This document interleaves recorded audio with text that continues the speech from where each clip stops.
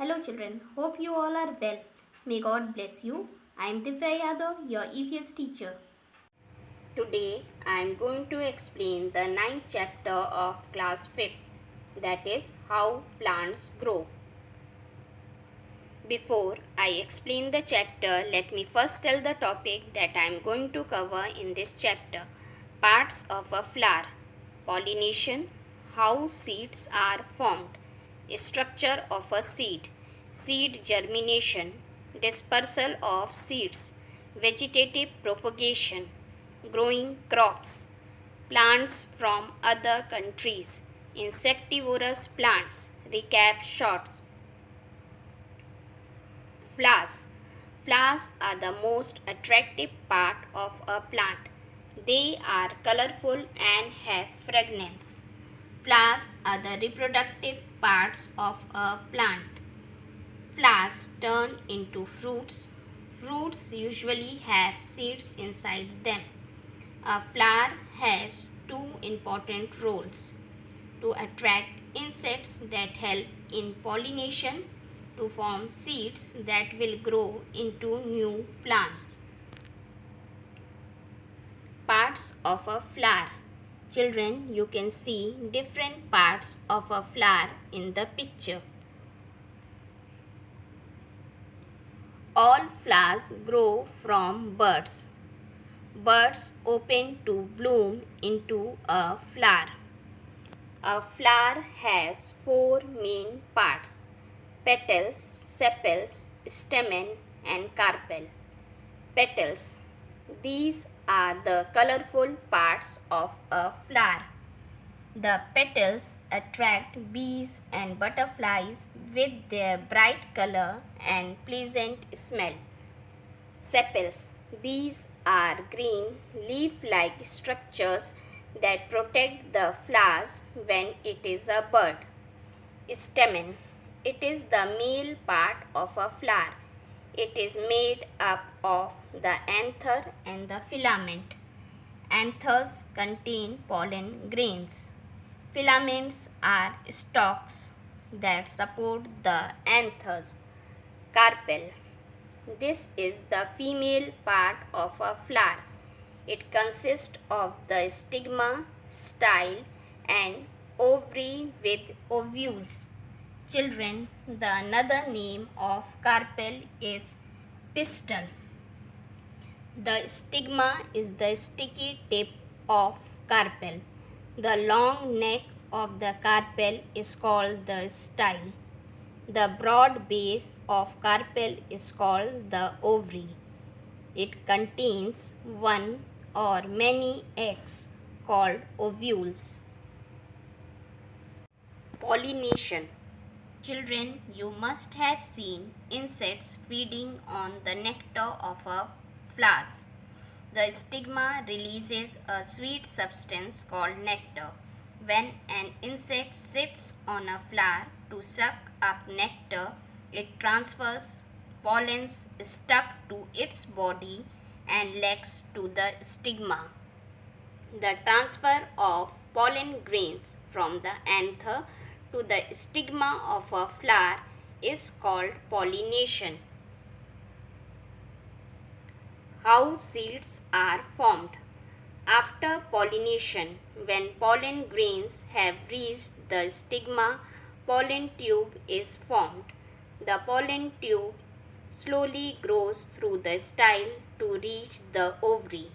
Here, the contents of the tube mix with the ovules forming seeds. This is called fertilization.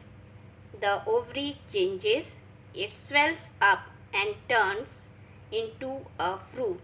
The newly formed seeds are inside the fruits. If the stigma of a flower does not receive pollen, the flower becomes useless as it cannot reproduce. Structure of a seed. A seed is made up of three main parts: the seed coat, the cotyledons, the embryo or baby plant. The seed coat. A seed has an outer covering called the seed coat or testa. Its function is to protect the baby plant. There is a tiny hole in the seed called micropyle through which the seed absorbs water. The cotyledons, these are also known as seed leaves. They store food for the growing embryo till it puts on new leaves. The embryo or baby plant.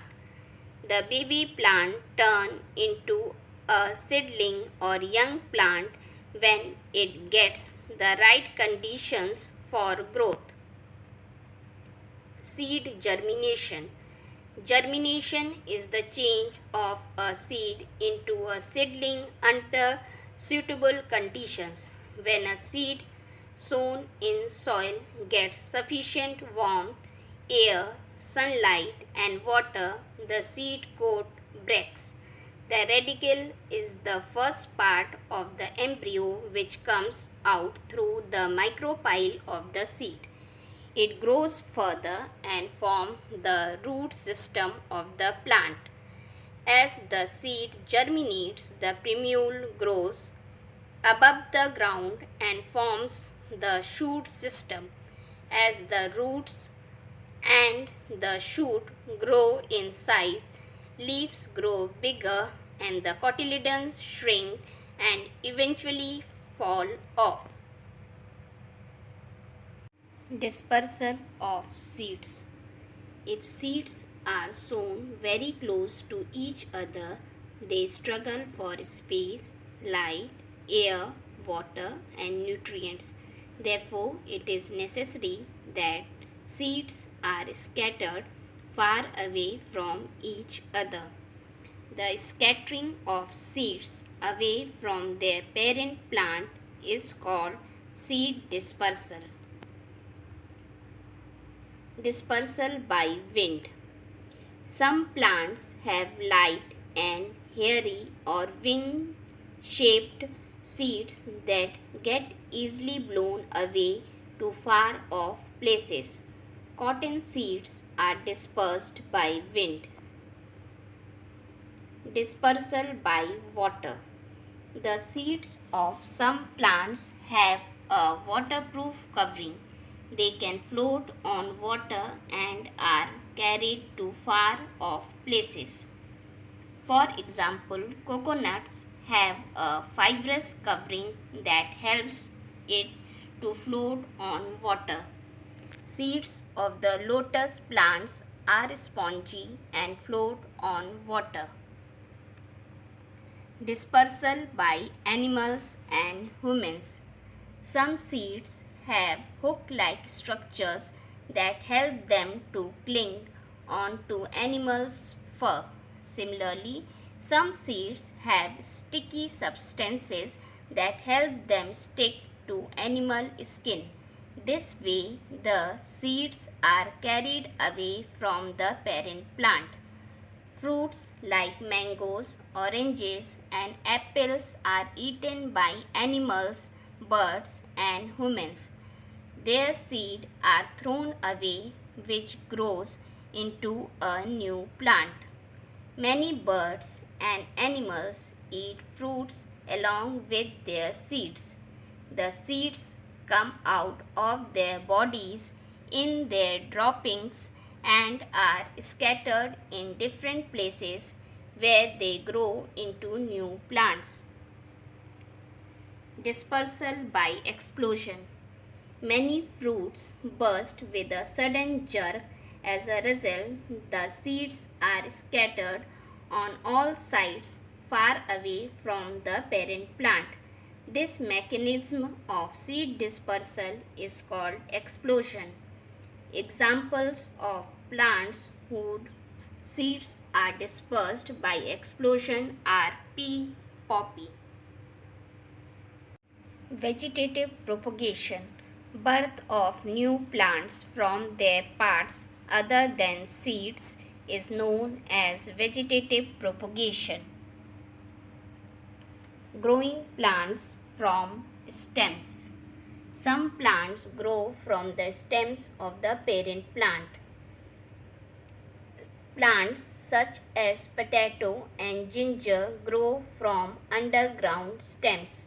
They grow into new plants from small buds present on their surface called eyes. Some plants grow from stem cuttings. A piece of the stem of the parent plant is cut and planted in the soil. The stem cutting produces new roots and grows into a new plant. For example, rose, money plant, and hibiscus. Growing plants from roots. Plants such as carrot, sweet potato, and turnip can grow into new plants from their roots. Growing plants from leaves. The leaves of certain plants such as those of biofilm produces buds on their margins. These buds grow into new plants when the leaves are placed in the moist soil. Growing plants from spores. In some plants such as ferns, mushrooms and mosses, new plants grow from spores. Spores are very light and tiny powdery structures. Growing crops. The practice of growing plants on a large scale for food or other purpose is called agriculture. Plants that are grown over a large area are called crops. Agriculture practices. Tilling the soil. The soil is first plowed or made loose with a plow. Plowing helps the roots of crops to easily penetrate into the soil. Nowadays, plowing of soil is done with the help of tractors. Tractors moves very slowly, plowing the soil with teeth in the front. After the soil is plowed, it is labeled. This is done to break large chunks of dry soil into small pieces. Labeling is done with the help of a harrow. Applying fertilizers. Manures and fertilizers are added to the soil to add nutrients that crops would need to give a good yield. Sowing seeds. Seeds are sown by hand or seed drill. Irrigation. Irrigation is the process by which sufficient quantity of water is supplied to the crops. Water is very important for the growth of plants. Different crops require different amounts of water. Well, tube wells, ponds, lakes, rivers, dams are the various sources of irrigation. With the right amount of water, warmth, and air, when the seed germinate and seedlings come out, they need to be protected from pests, diseases, and weeds. Chemicals are used for destroying weeds and insects. Pesticides and insecticides are also sprayed on the crop to destroy pests and insects. Natural insecticides like neem leaves are also used to prevent the damage of seeds by insects. Harvesting. The process of cutting and collecting the mature crop is called harvesting. Exotic plant. Exotic plants are those plants which are brought from other countries and are growing well in our country. For example, lychee, chili, etc. Insectivorous plants. Plants that obtain nutrition by eating small animals such as insects, flies, and bugs are called insectivorous plants. For example, Venus flytrap, pitcher plant, sundew, etc. Pitcher plant. A pitcher plant looks like a pitcher with a lid. It has hair and nectar inside that attracts insects. As soon as an insect sits on it, the lid closes, thus trapping the insect. Venus flytrap. The Venus flytrap has jaw-like leaves with spiky teeth along the edges. As soon as an insect sits on the leaf closes and traps it. Sundew. Sundew plants have a gel-like sticky substance that covers the leaf. Insects easily get stuck to the plant and become prey. Recap shots. Plants reproduce through seeds or through vegetative means. Flowers are the reproductive parts of a plant. Flowers turn into fruits. Fruits have seeds inside them. Pollen grains are transferred from the anther to the stigma of a flower. Pollination leads to seed formation. Seeds germinate under suitable conditions, availability of the right amount of air, water, and warmth. Dispersal of seeds is important for the survival of plants. Seeds are dispersed by wind, water, animals, and explosion.